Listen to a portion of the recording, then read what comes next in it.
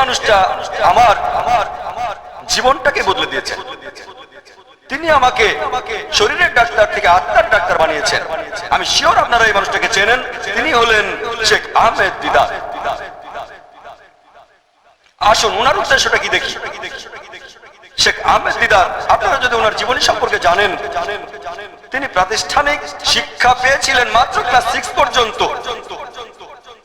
যেহেতু তার সেই সামর্থ্য ছিল না, তিনি পড়াশোনা ছেড়ে দিতে বাধ্য হয়েছিলেন। ক্লাস 6 পর্যন্ত পড়ার পর তিনি পড়াশোনা ছেড়ে দিতে বাধ্য হয়েছিলেন। এই মানুষটা একেবারেই সাধারণ। তিনি জন্মানোর সময় তার বাবা ইন্ডিয়া ছেড়ে দক্ষিণ আফ্রিকায় চলে যান। দিদাত সেখানে সেলসম্যানের চাকরি করতেন, একটা ফার্নিচারের দোকানে কাজ করতেন, সেখানে ড্রাইভ করার চাকরিও করতেন তিনি। আর এই দক্ষিণ আফ্রিকায় থাকার সময় খ্রিস্টান মিশনারিরা তাকে খুব উত্তপ্ত করত। তারা তাকে বলতো ইসলাম এটা একটা বাজে ধর্ম, খুবই নিষ্ঠুর ধর্ম। তারা ইসলামকে আক্রমণ করত। এভাবে উত্তপ্ত হতে হতে তার মনের ভেতরে একটা ইচ্ছা হলো যে আমি ইসলামের বিরুদ্ধে খ্রিস্টান মিশনারিদের দেওয়া সবগুলো অভিযোগেরই উত্তর দেব। আমি এই খ্রিস্টান মিশনারিদের একটা জুৎসই উত্তর দেব। চিন্তা করেন, এই মানুষটা মাত্র ক্লাস 6 পর্যন্ত তিনি পড়েছেন। তবে আল্লাহর উপর বিশ্বাস রাখতেন, চেষ্টা করলেন। তারপর একদিন একটা বই পেলেন। বইটা পড়েছিল একটা রুমের ভেতরে, চারিদিকে শুধু ধুলোবালি। সেখানে একটা বই পেলেন, নাম ইজহারুল হক, ট্রুথ রিভিল, লিখছেন মাওলানা রহমতুল্লাহ কান্নবী। এখানে তিনি তার উদ্দেশ্যে ডিরেকশন পেলেন। এভাবেই তিনি শুরু করলেন আর চেষ্টা করেছেন 40 বছর। তারপর সেই খ্রিস্টান ধর্মযাজকদের চ্যালেঞ্জ করলেন।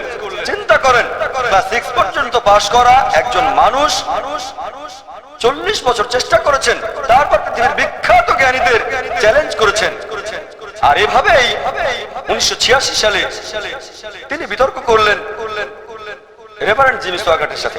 সে সময়ে সেই 80 দশকে জিমি সোয়াগার্ট ছিল 1 নম্বর সবচেয়ে প্রভাবশালী, সবচেয়ে বিখ্যাত খ্রিস্টান টেলি ধর্মযাজক। বিতর্কটা অনুষ্ঠিত হওয়ার কয়েকদিন আগে এক ভক্ত শেখ দিদাতকে বলল, শেখ আহমেদ দিদাত, আমি আপনার ভক্ত, তবে আপনাকে একটা উপদেশ দেই। এই জিমি সোয়াগার্ট লোকটাকে আমি চিনি, খুব ভালো করে চিনি, ওর সাথে বিতর্ক করবেন না, লোকটা আপনাকে চিবিয়ে রাস্তায় ফেলে দেবে।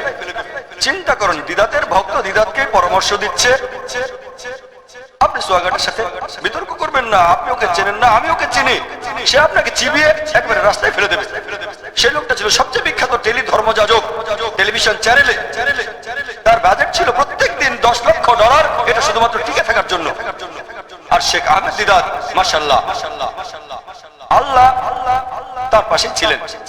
দিদাত আমেরিকায় গেলেন, সেই খ্রিস্টান মিশনারি নিজের শহরে গেলেন, যে দেশে সে বিখ্যাত।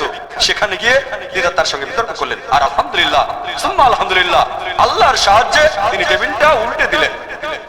চিন্তা করেন, একজন খুব সাধারণ মানুষ, যিনি স্কুলও পাশ করেননি, গ্রাজুয়েট তো অনেক দূরের কথা, তিনি পৃথিবীর খ্রিস্টান ধর্মযাজকদের চ্যালেঞ্জ করেছিলেন।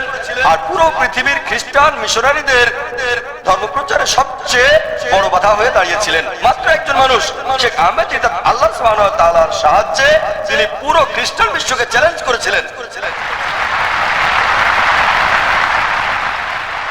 আসুন এবার ওনার উদ্দেশ্যটা দেখি যে ইসলামিক কিনা।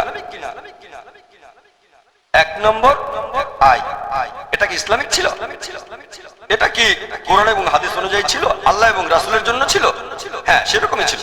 এজন্য তিনি উদ্দেশ্য পূরণ করতে পেরেছিলেন। 2 নম্বর, স্পেসিফিক ছিল। হ্যাঁ, উদ্দেশ্যটা নির্দিষ্ট ছিল।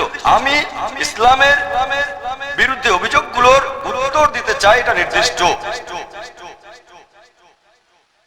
আমি যুদ্ধের উত্তর দিতে চাই, অমুসলিমদের মাঝে ইসলাম সম্পর্কে ভুল ধারণাগুলো দূর করে দিতে চাই আমি।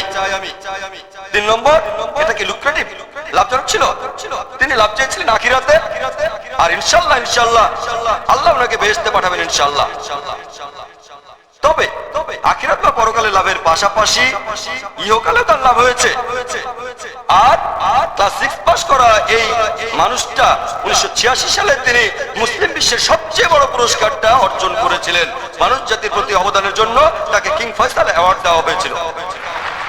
ক্লাস 6 পাস করা এই মানুষ এটা অ্যাওয়ার্ডের জন্য করেননি, হয়তো $2 লাখ পেয়েছিলেন, কিন্তু সেটার জন্য করেননি। কিং ফয়সাল অ্যাওয়ার্ডের গোল্ডের জন্য তিনি এটা করেননি, এটা করেছিলেন আল্লাহ এবং রাসূলের জন্য। আল্লাহ তাকে পরকালে পুরস্কার দেবেন, ইহকালেও দিয়েছেন। তারপরে এটা কি এক ছিল, সঠিক ছিল, পুরোপুরি সঠিক। আর সঠিক সময়ে, সে সময় পুরোপুরি সঠিক ছিল। খ্রিস্টান মিশনারিরা তখন মুসলিমদের তুলোধনা করছে, মুসলিমদের মনোবল ভেঙে গিয়েছিল। এই মানুষটা শেখ আহমেদ দিদার হাজারো মুসলিমকে অনুপ্রাণিত করেছেন, এমনকি আমাকে করেছেন। আমরা মাথা তুলে দাঁড়ানোর একটা সুযোগ পেয়েছি। মেজার বা পরিমাপ করা যায়। হ্যাঁ, তিনি কি করেছিলেন? তিনি খ্রিস্টানদের বিভিন্ন বই সংগ্রহ করেছিলেন। খ্রিস্টান মিশনারিরা ইসলামের বিরুদ্ধে যে বইগুলো লিখেছিল, যেমন জন গিলক্রিস্টের লেখা বইগুলো, তারপর উত্তর দিয়েছিলেন। কোরআন এবং ইসলামের উপর আক্রমণ হলে তিনি উত্তর দিতেন। আর তিনি তাদের ধর্মগ্রন্থ পড়েছিলেন বাইবেল, কোরআনের আয়াত মেনে চলেছেন, সেগুলো তাদের উপর প্রয়োগ করেছেন আর রেজাল্ট পেয়েছেন। পরিমাপ করা যায়। ইন্টেনশন বা নিয়ত কি ছিল? বিখ্যাত হওয়া তার নিয়ত ছিল না, কিং ফয়সাল অ্যাওয়ার্ড পাওয়া তার নিয়ত ছিল না। তার নিয়ত ছিল আল্লাহ এবং রাসূলের সন্তুষ্টি অর্জন করা। কনসিস্টেন্ট বা ধারাবাহিক ছিল। হ্যাঁ ছিল। চিন্তা করেন, তিনি চেষ্টা করে গেছেন 40 বছর ধরে। ওনার জীবনী পড়লে জানবেন, ওনার অফিসটা ছিল খুবই ছোটখাটো একটা রুম। উনি একবার বলেছিলেন, এমনকি মাত্র 1000 কপি সাদা কালো লিফলেট ছাপাতে গেলেও প্রথমে তারা মিটিং করতেন, এসব আমরা মিটিং করি, এখন আমরা 1000 কপি সাদা কালো লিফলেট ছাপাতে পারবো কিনা। মাশাআল্লাহ, ধারাবাহিক চেষ্টা করে গেছেন, যতক্ষণ না উদ্দেশ্য পূরণ হয়। এখন উইলমা রুডলফ আর শেখ আহমেদ দিদাতের মধ্যে আপনারা যে পার্থক্যটা দেখবেন, সেটা হলো উইলমা রুডলফের উদ্দেশ্য ছিল অদূরদর্শী, সেটা ছিল এই পৃথিবীর জন্য, কিন্তু শেখ আহমেদ দিদাতের উদ্দেশ্য ছিল দূরদর্শী। আর এটা ছিল আখিরাতের জন্য। ইনশাআল্লাহ আল্লাহ তাকে আখিরাতে পুরস্কার দেবেন, আল্লাহ ইহকালেও তাকে পুরস্কার দিয়েছেন। আমি বক্তা হতে পারবো না, তাই বক্তা তৈরি করার একটা প্রতিষ্ঠান বানালাম। আল্লাহ এখানে প্ল্যান করলেন। প্রথম বক্তা যখন ঘাবড়ে গেলেন, আমি বাধ্য হয়ে স্টেজে গেলাম। তখন খেয়াল করলাম, আমি যখন অমুসলিমদের সাথে দাওয়া দিচ্ছি তখন তোতলাচ্ছি না, মুসলিমদের সাথে কথা বলতে গিয়ে তোতলাচ্ছি আমি, কিন্তু অমুসলিমদের সঙ্গে কথা বলার সময় তোতলাচ্ছি না। তারপর স্টেজে সাধারণ মানুষই গিয়ে তোতলায়। আলহামদুলিল্লাহ, আল্লাহ তাআলার দয়ায় স্টেজে উঠলে আমি তখন তোতলাই না, এটা আল্লাহর রহমত। আল্লাহ আমাকে শরীরের ডাক্তার থেকে আত্মার ডাক্তার বানিয়েছেন। আমি শেখ দিদাতকে জিজ্ঞেস করেছিলাম, আঙ্কেল 1987 সালে প্রথম দেখা হয়েছিল, আমি ছিলাম ওনার ড্রাইভার, শোফার, আমি ওনার গাড়ি চালাচ্ছিলাম যাতে বেশি সময় ওনার সাথে থাকতে পারি। তো বললাম, আপনি এত আক্রমণাত্মক কেন? উনি বললেন, বাবা আমি আক্রমণাত্মক নই, আমি যুদ্ধান্তেই, যুদ্ধ করছি। শয়তানের সাথে যুদ্ধ করার দুটো অস্ত্র আছে, পবিত্র পানি আর আগুন। আমি আগুন বেছে নিয়েছি। শেখ দিদাত বললেন, আমি যখন দাওয়া দেওয়া শুরু করলাম তখন ওনার কথাগুলি বলতাম, তবে নরম ভাবে, খুবই নরম, খুবই ভদ্র। কোনো কাজ হলো না। মেডিকেল কলেজে দাওয়া দেওয়া শুরু করেছিলাম, তারপর যুদ্ধান্তেই হলাম। শেখ দিদাতের চেয়ে আক্রমণাত্মক। ও আল্লাহ, তখন কাজ হয়ে গেল। আমার মুসলিম বন্ধুরা পালিয়ে যেত, আর চারপাশে থাকতো শুধু অমুসলিমরা। আমি আক্রমণাত্মক হওয়ার পরে ফল পেলাম। তারপর আল্লাহ আমাকে হিদায়াত করলেন, স্টেজে আমি আবার নরম হলাম। আমি এতটাই নরম হলাম যে প্রশ্নকারী অপমানজনক কথা বললেও আমি হাসতাম। শেখ দিদাত তিনি তখন আমাকে টাইটেল দিলেন। প্রথমে আমাকে বলেছিলেন দিদাত প্লাস, তারপর সব দেখে বললেন, ওরা তোমাকে অপমান করছে, অভিশাপ দিচ্ছে, আর তুমি হাসছো। তখন তিনি একটা প্লেক উপহার দিলেন যে, বাবা আমার যেটা অর্জন করতে 40 বছর সময় লেগেছে, তুমি 4 বছরে সেটা অর্জন করেছো। আলহামদুলিল্লাহ। আপনারা যদি আমার ব্যাকগ্রাউন্ড জানেন, আমি জীবনে সব সময় সেরা জিনিসগুলো চেয়ে এসেছি। সেকেন্ড হওয়াটা আমি কখনোই পছন্দ করিনি। সেরা আমার ছোটবেলার কথা মনে আছে, সেরা ইলেকট্রনিক্স। এখন আমি এই ইচ্ছাটাকে বদলে ফেলে আল্লাহর পথে সেরা কাজে নিজেকে নিয়োগ করেছি। ক্যামেরা চাইলে সেরা ক্যামেরাটাই চাইতাম, সেরা যন্ত্রপাতি একেবারে অত্যাধুনিক। এখন আল্লাহর বাণী প্রচারের জন্য সেরা কনফারেন্সের আয়োজন করেছি, সেজন্য আজকের এই অনুষ্ঠান। কেউ ইসলাম ধর্মকে বিচার করতে চায়, তাহলে মুসলিমরা বা মুসলিম সমাজ কি করে সেটা দিয়ে বিচার করলে হবে না। আপনারা যদি ইসলাম ধর্মকে ঠিকভাবে বিচার করতে চান, আপনাকে বিচার করতে হবে মূল ধর্মগ্রন্থগুলো দিয়ে। ইসলাম ধর্মের মূল ধর্মগ্রন্থগুলো হলো পবিত্র কোরআন এবং শেষ নবী মুহাম্মদ সাল্লাল্লাহু আলাইহি সাল্লামের সহিহ হাদিস। আমি চ্যালেঞ্জ করছি, মানুষের মধ্যে থেকে যে কোনো লোক মাত্র একটা নীতি খুঁজে বের করেন পবিত্র কোরআন থেকে অথবা সহিহ হাদিস থেকে, যেটা সামগ্রিকভাবে মানবতার বিরুদ্ধে। মনে করেন আপনি পরীক্ষা করে দেখবেন একটা গাড়ি কতখানি ভালো, আর মার্কেটের লেটেস্ট গাড়িটা মার্সিডিজ 600 এসিএল মার্কেটে নতুন এসেছে। একজন লোক যে গাড়ি চালাতে জানে না, সে স্টিয়ারিং হুইলের পেছনে বসলো, তারপর গাড়ি নিয়ে অ্যাক্সিডেন্ট করলো। আপনারা কাকে দোষ দেবেন? গাড়িকে না ড্রাইভারকে? কাকে দোষ দেবেন? গাড়িকে না ড্রাইভারকে? আপনারা ড্রাইভারকে দোষ দেবেন। যদি কেউ গাড়ি চালাতে না জানে আর সেটা নিয়ে অ্যাক্সিডেন্ট করে, আপনারা গাড়িকে দোষ দেবেন না। যদি পরীক্ষা করতে চান গাড়িটা কতখানি ভালো, তখন গাড়িটার বৈশিষ্ট্যগুলো দেখতে হবে। এর পিকআপ কত, নিরাপত্তা ব্যবস্থাগুলো কেমন, গাড়িটার স্পিড কত, গিয়ারের অবস্থা কি, তারপরে বলতে পারবেন গাড়িটা কতখানি ভালো। আর যদি গাড়িটা পরীক্ষা করে নিতে চান ভালো করে, তাহলে স্টিয়ারিং হুইলের পেছনে বসান একজন এক্সপার্ট ড্রাইভার। একইভাবে কোন মুসলিমকে দিয়ে যদি দৃষ্টান্ত দিতে চান যে ইসলাম ধর্ম কতটা ভালো, এ ব্যাপারে সবচেয়ে সেরা দৃষ্টান্ত নবীজি মুহাম্মদ সাল্লাল্লাহু আলাইহি সাল্লাম।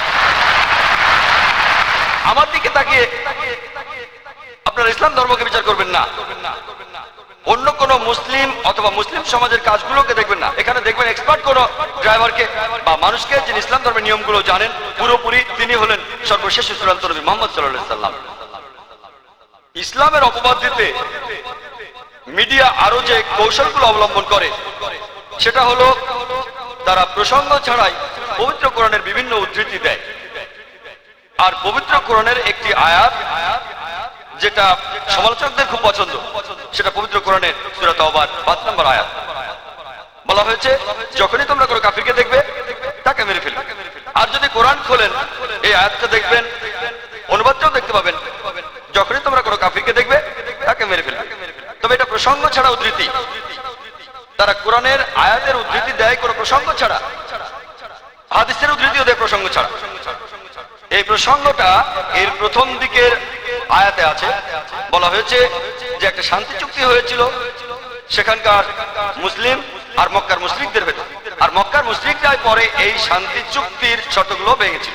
আর তখন আল্লাহ সুবহানাহু ওয়া তাআলা পবিত্র কোরআনের সূরা তাওবার 5 নম্বর আয়াত নাযিল করলেন। তিনি এখানে মক্কার মুশরিকদের উদ্দেশ্যে চূড়ান্ত প্রস্তাবটা দিয়েছেন, তোমরা আগামী 4 মাসের মধ্যে সব ভুল শুধরে ফেলো, তা না হলে তোমাদের যুদ্ধ করতে হবে। আর সেই যুদ্ধক্ষেত্রে আল্লাহ বলেছেন মুসলিমদের উদ্দেশ্যে, তোমরা ভয় পেও না, যুদ্ধ করো, যেখানে তোমাদের শত্রুদের দেখবে মেরে ফেলো। যে কোনো আর্মি জেনারেল সৈন্যদের মনোবল বাড়ানোর জন্য স্বাভাবিকভাবে এই কথা বলবেন, যেখানে শত্রুদের দেখো মেরে ফেলো। এই কথা বলবেন না যেখানে শত্রুদের দেখো সেখানে তোমরা মরে যাও। তাই এখানে যুদ্ধক্ষেত্রের কথা বলা হচ্ছে। আল্লাহ সুবহানাহু ওয়া তাআলা বলেছেন যে যখনই যুদ্ধক্ষেত্রে শত্রুরা তোমাকে আক্রমণ করতে আসবে, তোমরা ভয় পেও না, যুদ্ধ করো, আর তাদের দেখলে মেরে ফেলো। চিন্তা করেন, এখনো যদি আমেরিকা আর ভিয়েতনামে যুদ্ধটা চলতে থাকতো, আর আমেরিকার প্রেসিডেন্ট বলতেন তোমরা যুদ্ধক্ষেত্রে উৎসাহিত করার জন্য সৈন্যদের বলবেন, বা কোন আর্মি জেনারেল বলতেন যেখানে তোমরা দেখবে কোনো ভিয়েতনামীকে তাকে মেরে ফেলো, এটাই প্রসঙ্গ। কিন্তু যদি প্রসঙ্গ ছাড়া বলি যে আজকে আমেরিকার প্রেসিডেন্ট বলছে যেখানে তোমরা ভিয়েতনামীকে দেখবে তাকে মেরে ফেলো, আমেরিকার প্রেসিডেন্ট একটা কসাই, এটা প্রসঙ্গ ছাড়া উচিত। আর সব সমালোচককেই দেখেছি হয় এখানেই শেষ করে, নয়তো একটা আয়াত বাদ দিয়ে যায়। আর অরুণ সুরি, ইসলামের একজন বিখ্যাত সমালোচক, ইন্ডিয়ায় অর্থাৎ আমার দেশে, তিনি তার বইতে লিখেছেন দ্য ওয়ার্ল্ড অফ ফতোয়া। তিনি সূরা তাওবার 5 নম্বর আয়াতটা বলার পর লাফ দিয়ে গেছেন 7 নম্বর আয়াতে। কারণটা জানেন? কারণ 6 নম্বর আয়াতেই তার এই অভিযোগের উত্তর আছে। সূরা তাওবার 6 নম্বর আয়াতে বলছে, কাফিরদের কেউ, শত্রুদের কেউ আশ্রয় প্রার্থনা করলে শুধু সাহায্য করলে হবে না, বলা হয়েছে তাকে নিরাপদ কোন স্থানে পৌঁছে দেবে যাতে সে আল্লাহর বাণী শুনতে পায়। একজন সবচেয়ে দয়াবান আর্মি জেনারেল হয়তো এমনটা বলবেন, শত্রু যদি চলে যেতে চায় তাকে চলে যেতে দাও। কোরআন এমনটা বলছে না। কোরআন বলছে যদি শত্রুরা শান্তি চায় তাহলে তোমরা তাদের নিরাপদ স্থানে পৌঁছে দাও। আর কোরআনের প্রায় সবগুলো আয়াতেই যেখানে বলা হয়েছে যুদ্ধের কথা আর যুদ্ধক্ষেত্রের কথা বা অত্যাচারের বিরুদ্ধে, অবিচারের বিরুদ্ধে, তারপরে আয়াতে বলা হয়েছে যে শান্তি সবচেয়ে ভালো সব জায়গায়, কারণ ইসলাম হলো শান্তির ধর্ম। মিডিয়া তৃতীয় যে কৌশলটা প্রয়োগ করে ইসলামের অপবাদ দিতে, তারা যেগুলোর উদ্ধৃতি দেয় সেগুলোর ভুল ব্যাখ্যা করে, হোক সেটা কোরআন থেকে বা নবীজি সাল্লাল্লাহু আলাইহি সাল্লামের হাদিস থেকে। চতুর্থ কৌশলটা হলো ইসলাম সম্পর্কে এমন অপবাদ যেটা ইসলামে নেই, ইসলামে যেটার কোনো উল্লেখ নেই সেটাকে ইসলামের সাথে চড়ায়। মিডিয়ার পঞ্চম কৌশলটা হচ্ছে তারা ইসলামের আলোকে ঠিক ব্যাখ্যাটাই দেয়, তবে সেটাকে আলাদা দৃষ্টিকোণ থেকে দেখে। তারা বলে যে মানুষ জাতির জন্য এটা একটা সমস্যা। তারা বলতে চায় যে ইসলাম মানুষ জাতির জন্য একটা সমস্যা। ইসলাম আসলে কোনো সমস্যা নয়, ইসলাম ধর্ম মানুষ জাতির সমস্যাগুলোর সমাধান।